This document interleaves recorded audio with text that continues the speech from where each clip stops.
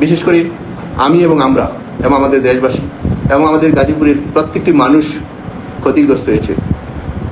অত্যন্ত দুঃখের সাথে বলছি, গাজীপুর একটি উর্বর জায়গা, যে গাজীপুরে আমাদের রাস্তাঘাটগুলো নাই বললে চলে। সে জায়গায় আমি যখন সিটি কর্পোরেশনে নির্বাচন করেছি 2018 সালে নির্বাচিত হওয়ার পরে, বিশেষ করে গাজীপুরে বাংলাদেশে কোথাও কী হয়েছে আমি সব কিছু আমার কাছে তথ্য নেই।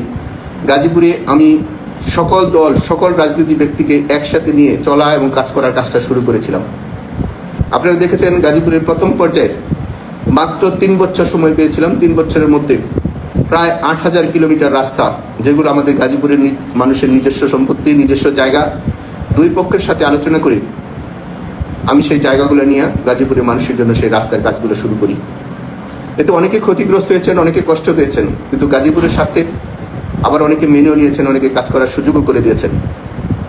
কিন্তু বাংলাদেশে আমলাতান্ত্রিক যে জটিলতা, রাষ্ট্রে এবং সরকারে কাজ করতে গেলে আমলারা যেভাবে ফাইলবন্দি করে রাখে কাজের নামে অকাজ করার জন্য, এবং তারা ঘুষ বাণিজ্যের জন্য মানুষকে যেভাবে কষ্ট দেয়, যারা জনপ্রতিনিধি এবং কাজের জন্য শাসন ব্যবস্থার জন্য দায়িত্ব পালন করেন, তারা এটা হারে হারে টের পান। আমি প্রথম পর্যায়ে ঢুকার পরে থেকে গাজীপুর সিটি কর্পোরেশন যখন নির্বাচিত হয়ে প্রথম দিন আমি সেপ্টেম্বর মাসের দায়িত্ব নিয়েছিলাম, তখন 140 কোটি টাকা সেই গাজীপুরের ঋণ ছিল।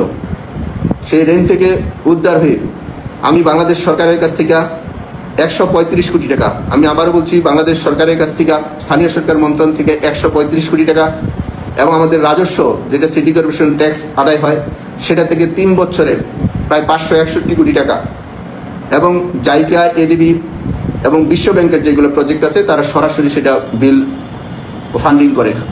শুধু সিটি কর্পোরেশনের টেন্ডার থাকে, কিন্তু প্রত্যেকটা প্রজেক্টে বিদেশিরা থাকেন, তারা সরাসরি এটাকে মধ্যে হস্তক্ষেপ করেন।